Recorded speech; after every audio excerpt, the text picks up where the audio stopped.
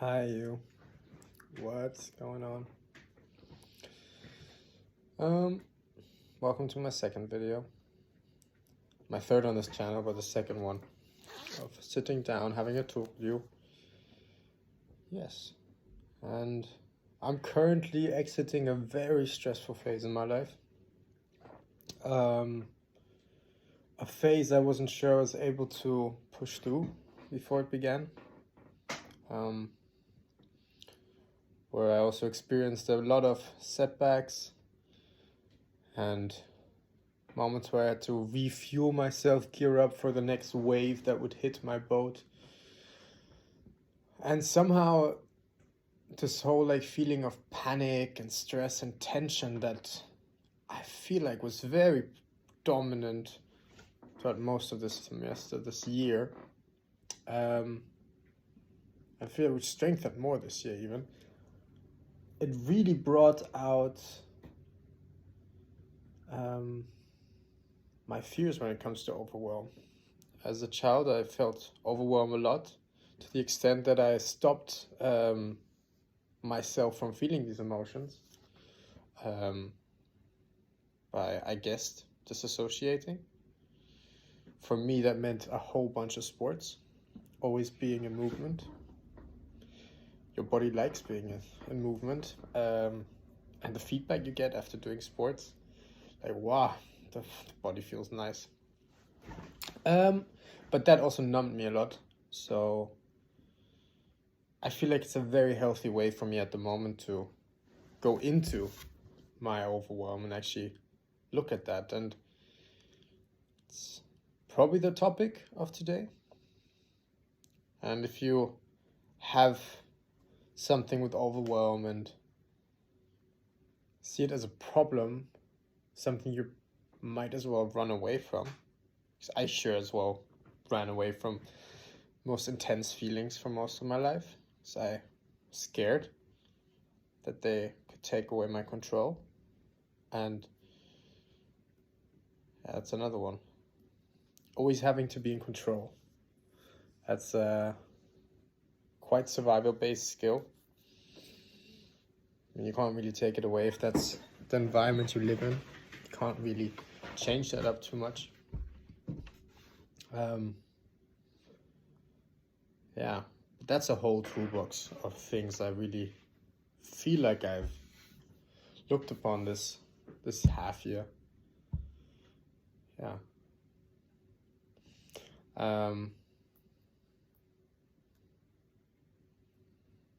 Okay, loneliness. Yeah, I think today we're going to talk about loneliness.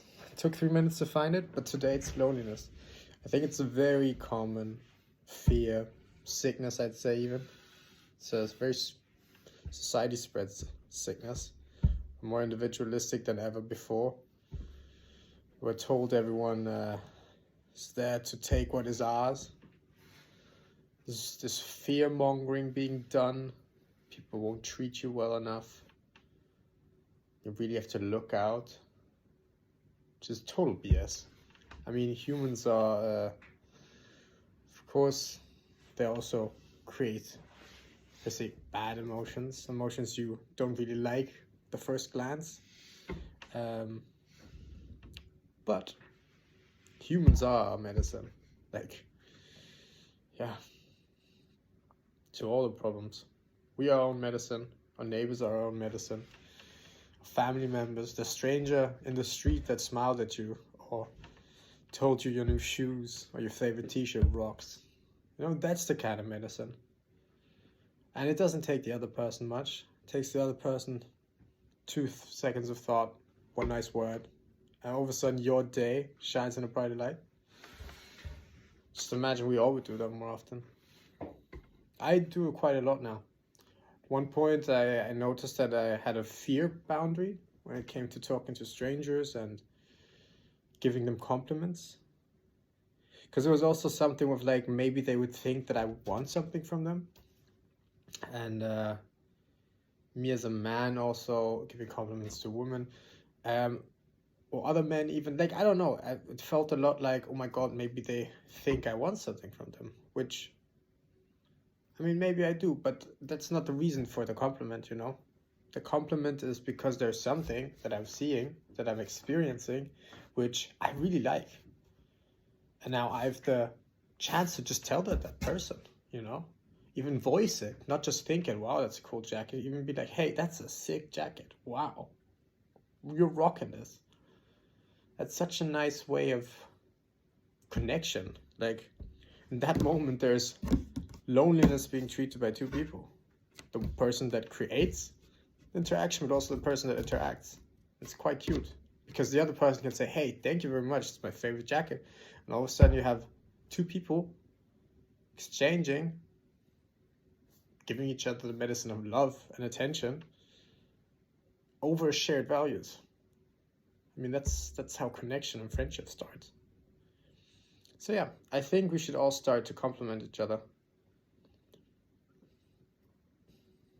And if you don't know what you like, then you better start now. Because life gets amazing once you know what you like. And I don't know if I'm talking to some people pleasers out there, some water bendy people who are able to bend into any shape or form that is given to them. I get that. Been there. Very easy person to hang around with if you literally just want to do what the other person wants to do. Most likely sucks when you're alone though. So you forget, don't even know who you are. And that's a bit sick, a bit sad even, you know? You're always just the negative space of any person you're around with. Yeah, that was a big problem for a long time. And definitely always something I also do have to look at, you know? I seek harmony. I feel a lot. I feel the emotions in the room. I can see how people feel very easily, and I can't block it. And you can try. That's why I sometimes don't put on my glasses. For all the short-sighted fellas and gals. For all the short-sighted dragons. I'm gonna call people dragons now. For all y'all, yeah. Just take off your glasses sometimes. Life becomes so much smaller. It's like I would compare it to living in a small town all of a sudden. It's like, hey, I'm in New York, and all of a sudden you're like in, no idea, like a 5,000 soul city. I don't know if you say that in English. But you know, it's really funky. And if you do that for a long time and you're really in your own world, you forget how well other people can see. It's a bit like children who don't think you can see them. If they put their hands in front of their face, that was me. If people were further away than 5 meters, just like, yeah, they can't fucking see me. They fucking saw me. It's really weird that people can see me. You know what I mean? I mean, I know I can also see people, but people can see me. Maybe it's weird because I can't see myself a lot. I can see myself now, which is funny. Hi Julian. Hi you, sweet ass dragon. Yeah. I'm also still trying to figure this out. This is me being rambling on for 8.5 minutes about my life and how I see things. And I have the feeling that there's definitely some good in there. I mean, for me at least, there's a lot of good stuff in there, you know. A lot of distilled madness, I'd say, maybe. Like, it's sometimes funny. Sometimes you hear it with other people. They will drop a sentence on you. And just the weight of it, and I don't know, I study design, and I would put it into words that it's such a well-designed sentence that holds so much power that you really feel and notice how much energy is behind that. You know, like somebody dropping like a life wisdom on you, and you wouldn't know what happened to them, but like, you know, people sometimes went through years of pain, shame, guilt, beating themselves down all over it, being beaten down by others all over it. Like, like if you could put pain into like a 3D object, some people put so much energy in the form of pain, experience that, and then, yeah, these words, I'm coming back around now. These well-designed, well-crafted sentences that is actually what I'm trying to create.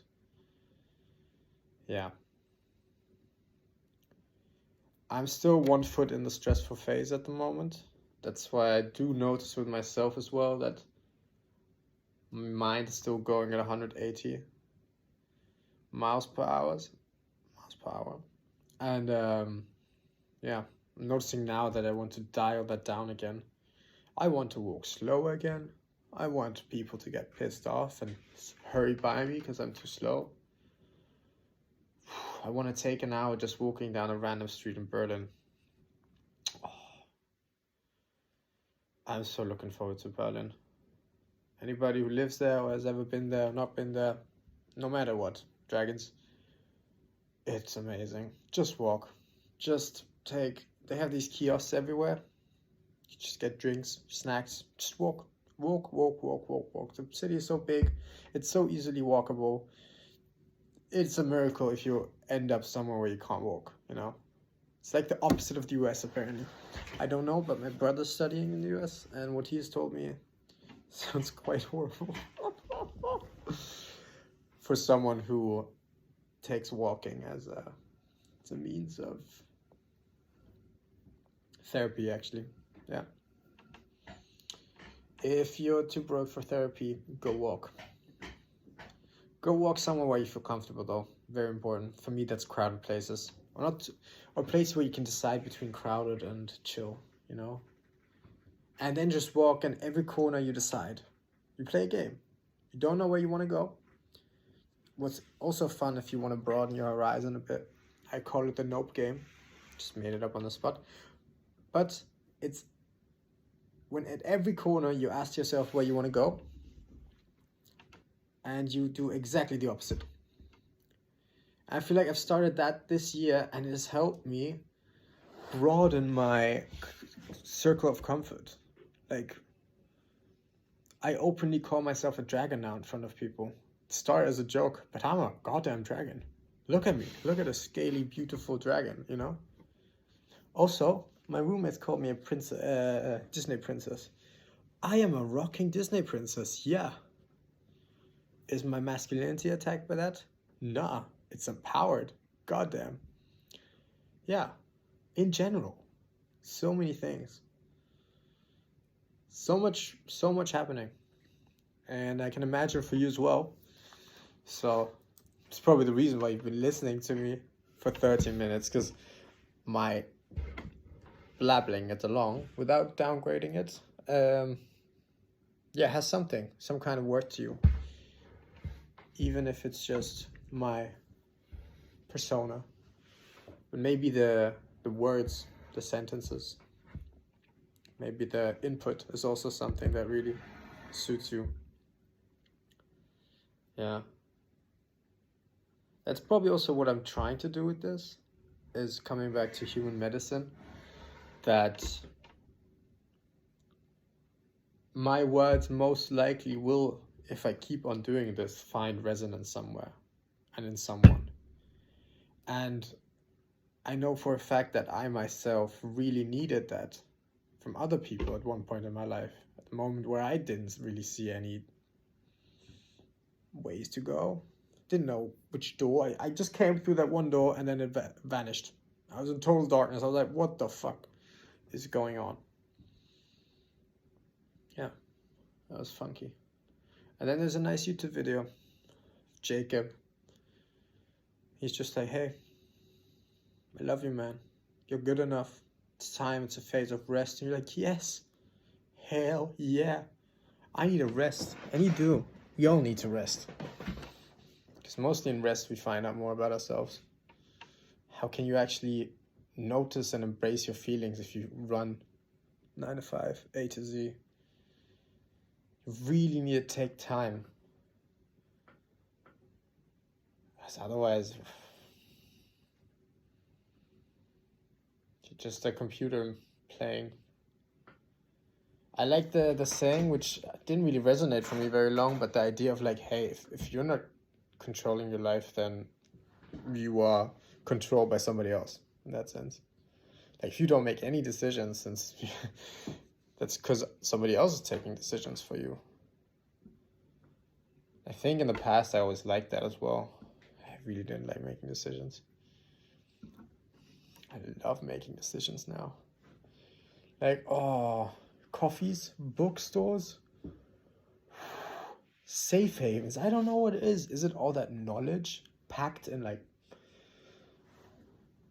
on paper? That's also something. I think this will happen more often. Me just dropping random things and being like, how are we not more amazed by this? Books? What? The first person who made a book? That's crazy. I mean, they didn't start with wood, with paper from wood probably, but still, it's not something that was in your head, then put it on paper so other people can read it. And then we hallucinate it away while we read it. And it really feels like it connects to another part of my brain. Like I see all these pictures and visuals when I read, like I'm lost in that world. But it's not that world of like, I feel like social media where it's like so much input that you're like bombarded and kind of like, it feels like you're getting clogged up at one point because of that information tsunami. Like a book is like a nice tea. Well, a Netflix show or a video game is literally that energy drink 6-pack which you just wash down with 12 coffee of the day. That's how it feels a bit to me. And the more I go back to books and this tea, the more I slow down as well. Like, wow. It's interesting right now how I'm feeling this as well. You might have noticed that I start talking slower as well. I actually am in this energy and this vibe because it feels like the current in my head slows down. It's like a broader stretch of water instead of this narrow ziggity zaggity ziggity.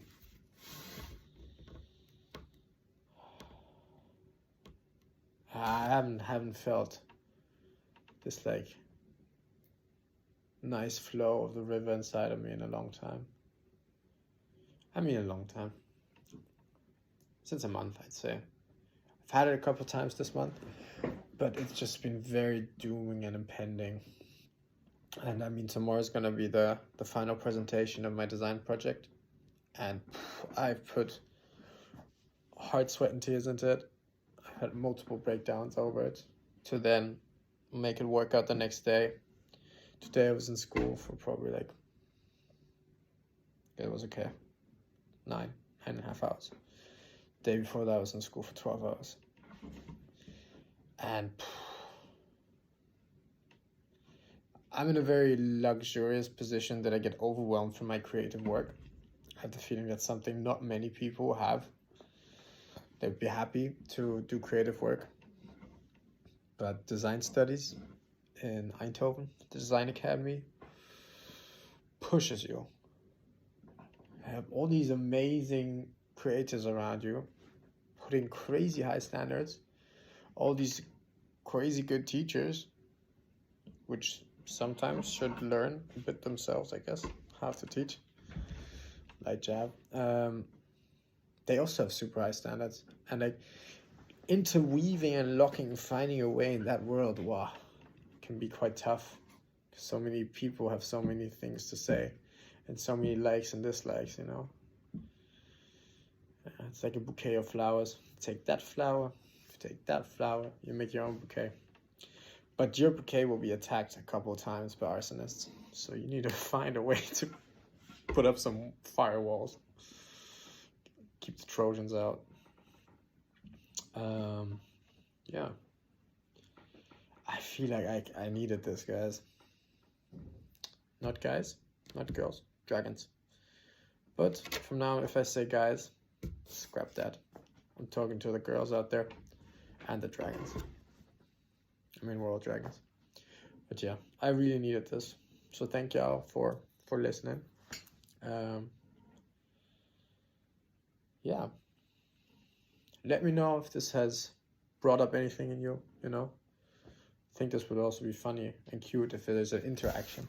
So it's not just me talking, but also, as said in the beginning with the example, we create a connection of hugging away the loneliness in both sides, you know. My words help you, and your stories or ideas about my words help me. Yeah. Also open to critical stuff, of course. Let me know. Get that hate comments at me for my beautiful scenery in the back. It's in Nepal, apparently. My roommate's boyfriend got it, and it's sick. Yeah. Okay. I wish you all the best, all the love. See you soon. I love you guys. Bye-bye.